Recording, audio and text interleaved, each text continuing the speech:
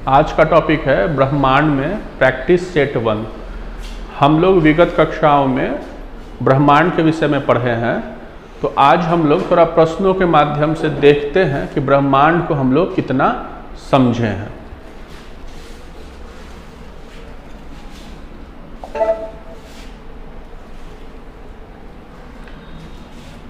तो ब्रह्मांड में पहला प्रश्न है, महाविस्फोट सिद्धांत का संबंध है।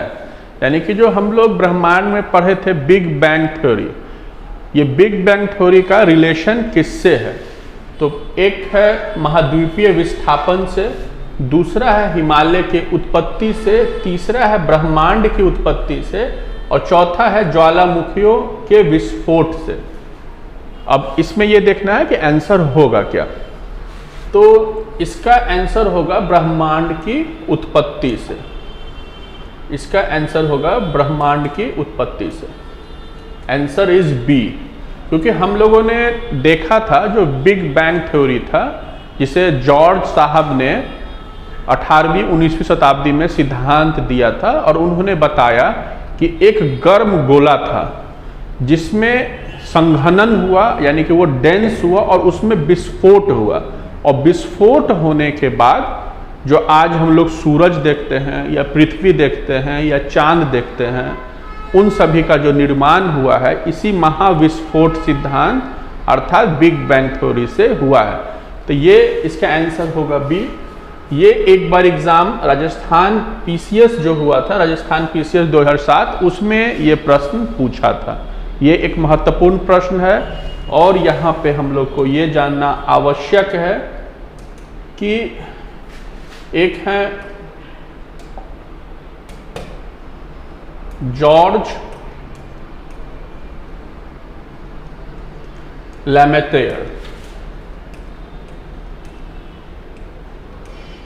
जॉर्ज लैमेतेयर ने ब्रह्मांड की उत्पत्ति का सिद्धांत दिया था और उन्होंने ही सबसे पहले स्पष्ट किया कि ब्रह्मांड की उत्पत्ति हुई कैसे है। इसके अलावा भी कुछ खगोल शास्त्रियों ने सिद्धांत दिया है, लेकिन सबसे सर्वाधिक मान्य सिद्धांत जॉर्ज साहब का है बिग बैंग थ्योरी का। एक मूवी भी आई थी हॉलीवुड में बिग बैंग थ्योरी से संबंधित, अगर आप लोग चाहें तो उसे देख सकते हैं। तो दूसरा प्रश्न ये है,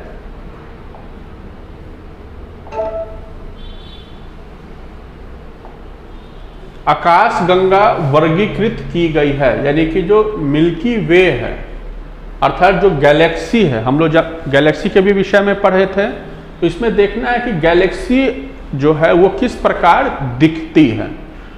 इसका उत्तर देना है कि हम लोग जो गैलेक्सी को यदि देखें तो वो किस प्रकार उसका फिजिकल स्ट्रक्चर दिखाई देगा। तो इसमें ऑप्शन ए होगा, बी होगा, सी होगा या डी होगा। तो इसका आंसर होगा ए। इसका आंसर होगा ए, सर्पिलाकार यानी कि स्पाइरल। आंसर होगा स्पाइरल। अगर हम लोग अपने आकाशगंगा को देखते हैं, अगर हम लोग गैलेक्सी को देखेंगे तो वो स्पाइरल फॉर्म में दिखेगा। तो इसका आंसर होगा स्पाइरल।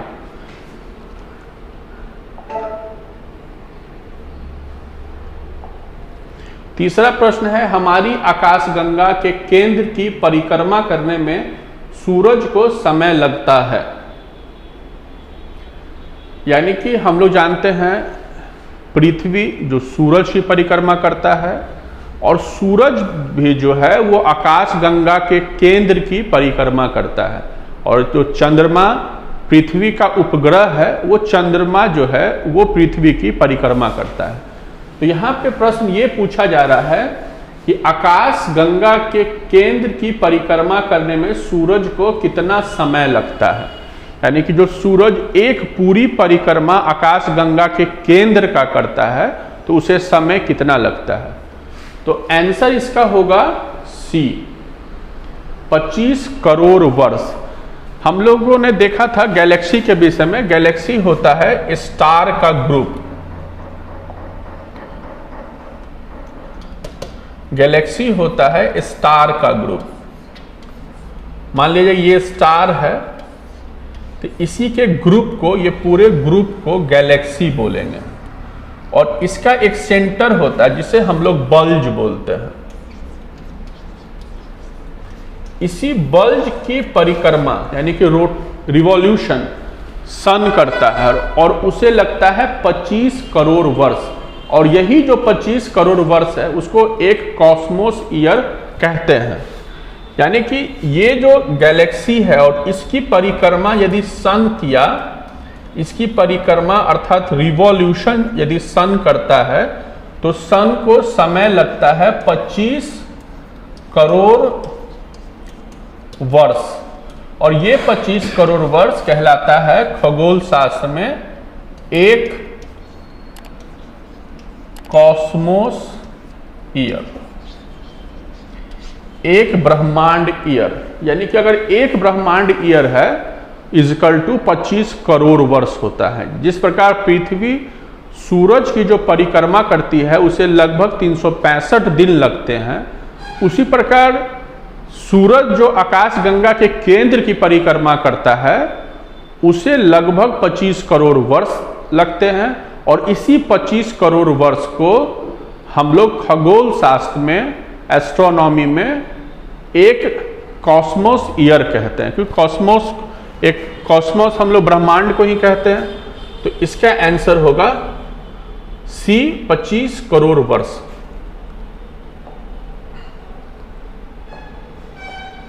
यहां पे दो शब्द जानना है, परिक्रमा और परिभ्रमण। दोनों में थोड़ा सा डिफरेंस है। इसको इंग्लिश में रिवॉल्यूशन कहते हैं और इसको इंग्लिश में रोटेशन कहते हैं। हमारी पृथ्वी रोटेशन भी करती है और हमारी पृथ्वी रिवॉल्यूशन भी करती है। तो रोटेशन और रिवॉल्यूशन में क्या डिफरेंस है? परिभ्रमण होता है अपने एक्सिस पे घूमना, यानी कि आप जहां पे हैं वहीं पे यदि चारों तरफ यदि आप घूमते हैं तो वो होगा परिभ्रमण यानी रोटेशन। जब पृथ्वी अपने अक्ष पे, अपने एक्सिस पे ही घूमती है, जिससे कि एक 24 घंटे में दिन भी होता है और रात भी होता है, तो दिन और रात की जो परिघटना है वो परिभ्रमण के कारण होता है, रोटेशन के कारण होता है, रोटेशन के कारण होता है। और ये जो वर्ड है परिक्रमा, परिक्रमा होता है किसी एक चीज के चारों तरफ घूमना। यानी कि जब पृथ्वी अपनी रोटेशन करते करते सूरज के चारों ओर रिवॉल्यूशन भी करती है अर्थात परिक्रमा करती है, तो उसे इंग्लिश में रिवॉल्यूशन कहते हैं। जैसे यदि एक बार हम लोग, एक मूवी थी शिव भगवान से संबंधित, तो उसमें गणेश भगवान ने परिक्रमा की थी। अगर उस पिक्चर का नाम है शिव महिमा, यदि आप देखिएगा तो उसमें गणेश ने शिव और पार्वती का परिक्रमा किया था, न कि परिभ्रमण किया था। तो परिक्रमा होता है एक वस्तु होता है और उसके चारों तरफ घूमना परिक्रमा कहलाता है। और चारों तरफ घूमने के साथ साथ यदि आप अपने सेंटर से या अपने अक्ष से पे भी घूमते हैं तो उसे परिभ्रमण कहते हैं अर्थात रोटेशन कहते हैं। एग्जाम में यदि आपसे ये पूछा जाए कि दिन और रात कैसे होता है, तो ये परिभ्रमण के कारण अर्थात रोटेशन के कारण दिन और रात होता है। जब पृथ्वी अपने अक्ष पे घूमती है तो दिन और रात होता है, और अक्ष पे घूमने के साथ साथ जब पृथ्वी सूरज के चारों तरफ घूमती है तो चारों तरफ घूमने को रिवॉल्यूशन कहते हैं। तो ये ध्यान रखना कि रिवॉल्यूशन से एक पूरा वर्ष कंप्लीट होता है और रोटेशन से एक दिन कंप्लीट होता है 24 घंटे का।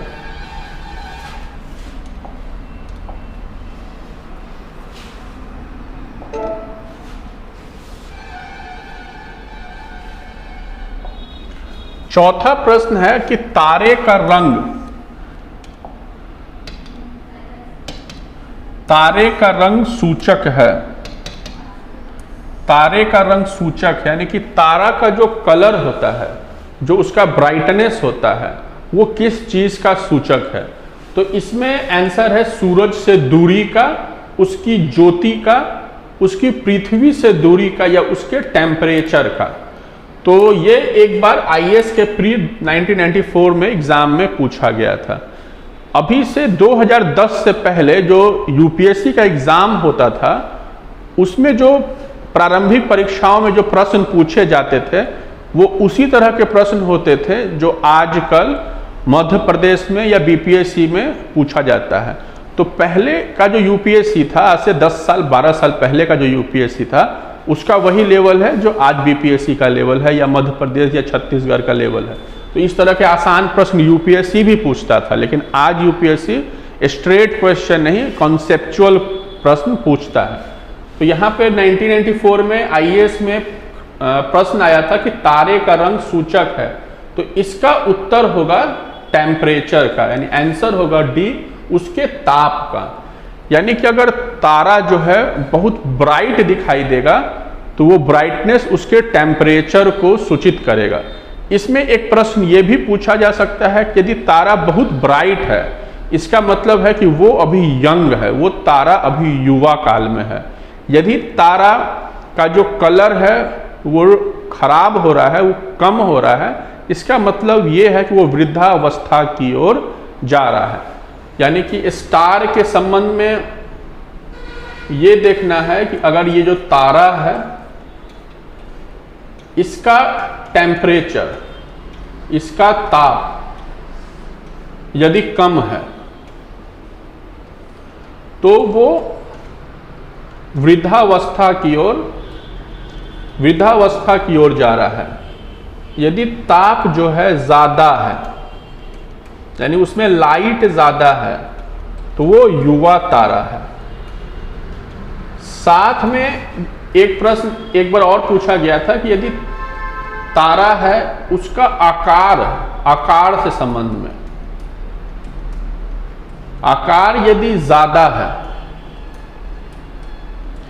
इसका मतलब है कि वो तारा वृद्धावस्था की ओर है, और आकार यदि कम है तो इसका मतलब है कि वो युवा अवस्था में है। तो स्टार से आपको इस तरह के प्रश्न पूछे जा सकते हैं कि तारा का जो टेम्परेचर है अगर कम है तो वो वृद्धावस्था की ओर है, यानी कि उसके अंदर का जो गैस है हाइड्रोजन और हीलियम वो कम होगा, तो उसका जो टेम्परेचर है वो कम होने लगेगा, वो ठंडा होने लगेगा, और ये सूचक है उसकी प्रौढ़ावस्था का, उसके मृत्यु की ओर अग्रसर होने का। दूसरा, यदि उसमें लाइटनेस ज़्यादा है, ब्राइटनेस ज़्यादा है, टेम्परेचर ज़्यादा है, तो वो सूचक है तारे के युवा होने का। एक ये समझ लेना है। दूसरा ये समझना है तारे के संबंध में कि यदि उसका आकार ज़्यादा है, यानी कि अगर तारे का आकार सूरज के बराबर है तो इसका मतलब है कि वो अब धीरे धीरे मृत्यु की ओर प्राप्त हो रहा है। हम लोग जानते हैं कि जो सूरज है वो भी एक तारा ही है। अगर तारे का आकार छोटा है तो वो युवा अवस्था में है। तो इस तरह के प्रश्न आपको स्टार से पूछे जाते हैं। तो इसका आंसर होगा, आंसर इज डी, तारे का रंग सूचक है उसके टेम्परेचर का। अगला क्वेश्चन है, ये उत्तर प्रदेश के एग्जाम में 2 बार पूछा गया है। 2001 में पूछा गया, एक बार 2003 में पूछा गया है। इसमें पूछा गया है कि ब्लैक होल एक ऐसा खगोलीय अस्तित्व है जिसे दूरबीन से देखा नहीं जा सकता। यानी कि यदि आप दूरबीन के मदद से, खगोलीय दूरबीन के मदद से अगर आप देखें तो ब्लैक होल को देख नहीं सकते हैं। एक स्टेटमेंट ये है। इस तरह का स्टेटमेंट वाला प्रश्न जनरली हम लोग को यूपीएससी के एग्जाम में या उत्तर प्रदेश के एग्जाम में देखने को मिलता है। दूसरा है ब्लैक होल, जिसे हम लोग कृष्ण छिद्र भी बोलते हैं। कृष्ण छिद्र पर गुरुत्वीय क्षेत्र इतना प्रबल होता है कि यह प्रकाश को भी बच निकलने नहीं देता। अब ये जो स्टेटमेंट है उसमें सही क्या है, तो यहां पे देखना है कि ब्लैक होल क्या है, एक घटना है, तारे के संबंध का एक घटना है। यानी कि जो तारा है वो जब मृत्यु को प्राप्त होता है वही मृत्यु वो ब्लैक होल कहलाता है। तो ये जो ब्लैक होल क्या है, एक खगोलीय अस्तित्व है, ये सही वर्ड है। जिसे दूरबीन से देखा नहीं जा सकता, ये भी सही है। आप ब्लैक होल को देख ही नहीं सकते, कृष्ण छिद्र को, वो इतना ब्लैक स्टेज में होता है, आप उसे देख नहीं सकते। तो इस कथन ए, स्टेटमेंट ए तो सही है। स्टेटमेंट बी में देखना, इसका कारण बता रहा है कि आखिर दूरबीन से देखा क्यों नहीं जा सकता। तो इसका कारण ये है कि जो ब्लैक होल है वहां का जो गुरुत्वाकर्षण क्षेत्र है वो बहुत प्रबल है, यानी बहुत हाई इंटेंसिटी का है। इतना हाई इंटेंसिटी का है कि उससे जब प्रकाश गुजरता है तो वो प्रकाश भी उससे बच नहीं पाते, यानी कि उसका जो ग्रेविटेशनल फोर्स है लाइट को अपनी ओर एब्जॉर्ब कर लेता है। तो इसमें आंसर देखना है कि होगा क्या, ए होगा, बी होगा, सी होगा या डी होगा। इस तरह के प्रश्न में इसी तरह के 4 स्टेटमेंट रहेंगे और आपसे पूछा जाएगा कि कथन ए और बी दोनों सही है या कथन ए सही है, बी गलत है। इस तरह के उलझाऊ प्रश्न आपको सामान्यतः उत्तर प्रदेश में और आपको यूपीएससी में पूछा जाएगा। तो इसका आंसर होगा ए, क्योंकि पहला स्टेटमेंट जो भी हम लोगों ने बात किया वो भी सही है। दूसरा ये भी सही है कि जो इसका गुरुत्वीय क्षेत्र है, इसका जो गुरुत्वीय क्षेत्र है वो प्रबल है और इतना प्रबल है कि अगर प्रकाश भी उसके आसपास से ब्लैक होल से क्रॉस करता है तो प्रकाश को अपनी ओर एब्जॉर्ब कर लेता है। यानी कि स्टेटमेंट ए को ये फुलफिल कर रहा है, यानी कि जो कारण दिया जा रहा है वो कारण ए को फुलफिल कर रहा है। तो इसका आंसर होगा ए और आर दोनों सही है तथा आर ए की सही व्याख्या करता है। कभी कभी एग्जाम में ये होता है कि स्टेटमेंट ए और बी दोनों सही होते हैं, लेकिन स्टेटमेंट बी जो होता है वो ए को फॉलो नहीं करता है, तो उसमें आंसर हो जाता है बी। ठीक है, अब हम लोग आगे बढ़ते हैं।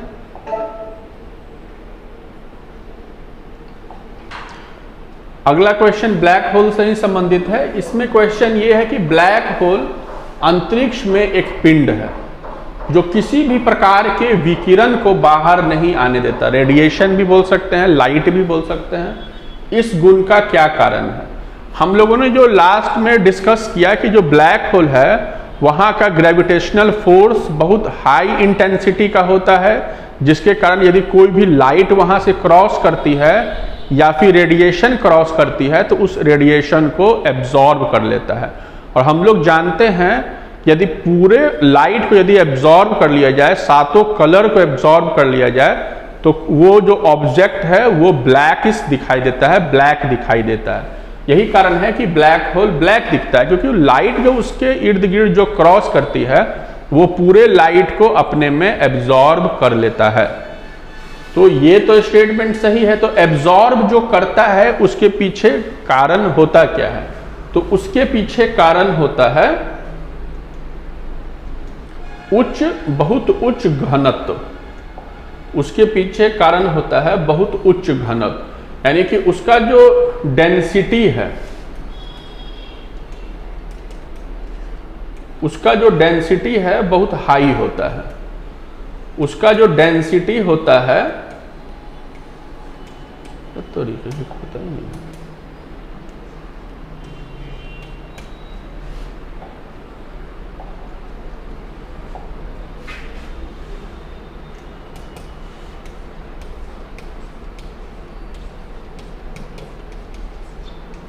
उसका जो डेंसिटी होता है वो बहुत हाई होता है और हाई होने के कारण उसके आसपास यदि कोई भी रेडिएशन होता है उस रेडिएशन को एब्जॉर्ब कर लेता है। जैसे कि यदि आप रोड पे चल रहे हैं और वहाँ पे बहुत अधिक भीड़ भाड़ है, वहाँ का जो पॉपुलेशन है रोड का, अगर उस समय का जो पॉपुलेशन है इतना ज़्यादा है, वहाँ पे इतना ज़्यादा क्राउड है, तो ज़्यादा यदि क्राउड रहेगा तो आप वहाँ से क्रॉस नहीं कर पाइएगा। वही हाल ब्लैक होल का होता है कि वहाँ का जो घनत्व है इतना ज़्यादा होता है, इतना डेंस होता है कि उसके डेंस होने के कारण प्रकाश उसको क्रॉस नहीं कर पाती है, प्रकाश को इतना जगह नहीं मिलता कि आप ब्लैक होल को क्रॉस करिए, और ब्लैक होल को क्रॉस कर नहीं पाती है तो वो पूरा ब्लैक होल ब्लैक दिखता है। तो इसका आंसर होगा सी।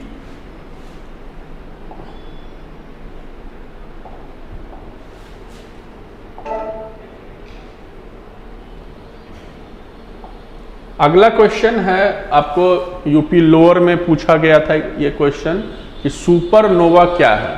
तो हम लोगों ने पढ़ा था सुपरनोवा एक तारे से संबंधित घटना है, यानी कि जब तारा अपने मृत्यु को प्राप्त होता है तो उसमें विस्फोट होता है, उसमें एक्सप्लोजन होता है, वही एक्सप्लोजन सुपरनोवा कहलाता है। तो सुपरनोवा है एक मृतप्राय तारा, सुपरनोवा है एक मृतप्राय तारा, यानी जब तारा मृत्यु को प्राप्त होता है तो उसमें विस्फोट होता है, और उसी विस्फोट को सुपरनोवा एक्सप्लोजन हम लोग कहते हैं। हम लोगों ने देखा था कि तारे में जब विस्फोट होता है, जब तारे में विस्फोट हुआ, मान लिया जाए कि ये सुपरनोवा का घटना घटित होता है, तो तारे में विस्फोट हुआ, तो तारा यहाँ पे है ना, हो सकता है कि दो भागों में बटेगा, एक वाइट ड्वार्फ में बटेगा और एक ब्लैक ड्वार्फ में बट सकता है, यानी कि एक श्वेत वामन तारे में और एक ब्लैक वामन तारे में बटता है। तो इसके पीछे कारण होता है कि जब सुपरनोवा एक्सप्लोजन होता है तो तारे का द्रव्यमान 1.44 से यदि कम है, तारे का द्रव्यमान अर्थात तारे का जो मास है 1.44 से कम है, तो वैसे तारे को हम लोग वाइट ड्वार्फ स्टार कहते हैं, और 1.44 द्रव्यमान से ज्यादा है तो उसे ब्लैक ड्वार्फ स्टार कहते हैं। इस परिघटना को एक वैज्ञानिक थे चंद्रशेखर,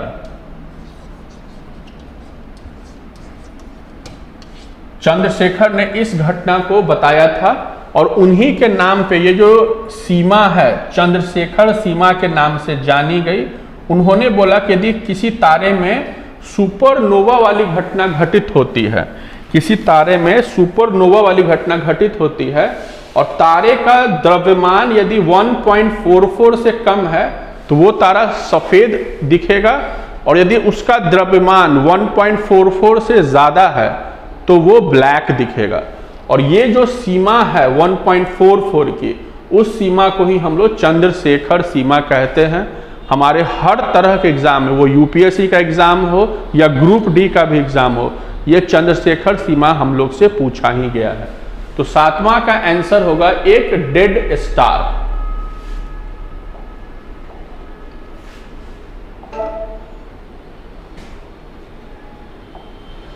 अगला क्वेश्चन है कि हमारे अंतरिक्ष में कितने तारामंडल हैं। ये कल हम लोग अपने कोचिंग का जो फेसबुक पेज है उसमें भी देखे थे कि किसी ने डाला था कि हमारे अंतरिक्ष में कितने तारामंडल हैं, यानी कितने कॉन्स्टिलेशन हैं। तारामंडल को भी कॉन्स्टिलेशन कहते हैं और नक्षत्र को भी हम लोग कॉन्स्टिलेशन कहते हैं। तो इसका आंसर होगा 88। हमारे जो अंतरिक्ष है उसमें 88 कॉन्स्टिलेशन है, यानी कि 88 तारामंडल हैं। जो गैलेक्सी है वो 88 है। इसका आंसर होगा हमारा जो स्पेस है उसमें जो तारामंडल की जो संख्या है वो 88 है। ये हम लोग देखेंगे कि बीपीएससी एक बार जो एग्जाम लिया था 2000 ईस्वी में, उसमें ये पूछा गया था कि हमारा जो अंतरिक्ष है उसमें कितने तारामंडल हैं, तो इसका आंसर 88 होगा।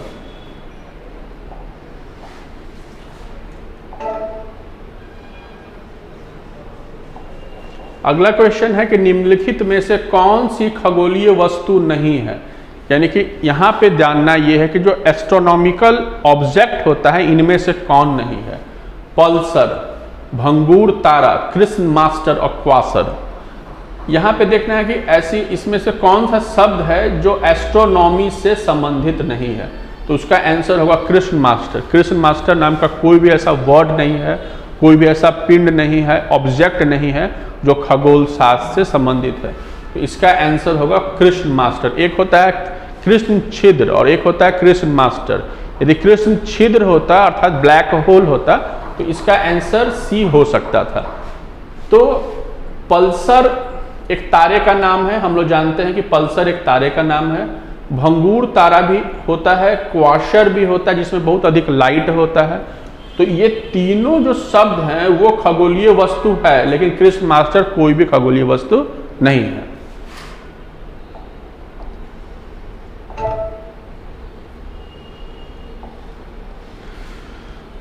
अब एसएससी का एक क्वेश्चन है कि निम्नलिखित में से कौन अंतरिक्ष शब्दावली से संबंधित नहीं है, यानी इसमें से कौन सा वर्ड है जो स्पेस से रिलेटेड नहीं है। इसका आंसर बताइए तो कुंदन सर। सर जी, कुंदन जी, इसका आंसर बताइए। आपके एसएससी में पूछा था कि निम्नलिखित में से कौन अंतरिक्ष शब्दावली से संबंधित नहीं है, मतलब कि स्पेस का इसमें वर्ड कौन नहीं है। आप कभी न कभी पढ़े होंगे, कितना एसएससी का एग्जाम निकाले हैं आप। टेलीमीटरिंग, भारहीनता, सिसलूनर और बाइट, ये बहुत इजी क्वेश्चन है। हम लोग जानते हैं कि यदि हम लोग स्पेस में जाएंगे तो हम लोग का जो वेट है, क्वेश्चन क्या है, संबंधित नहीं है, ये वर्ड पे ध्यान देना है। भारहीनता तो महसूस होता ही है क्योंकि वजन नहीं प्रतीत होगा, तो भारहीनता तो होगा नहीं। टेलीमीटरिंग जो है ये एक स्पेस से संबंधित वर्ड है और सिसलूनर भी जो है वो स्पेस से संबंधित प्रश्न है। आंसर होगा बाइट, क्योंकि जो बाइट है ये एक कंप्यूटर का वर्ड है। बाइट एक कंप्यूटर का वर्ड है जिसमें कंप्यूटर में यदि हम लोग पढ़ेंगे तो ये बाइट शब्द आएगा। तो आंसर हो जाएगा डी। ये आपको एसएससी में उत्तर प्रदेश वगैरह में एग्जाम में पूछा गया था।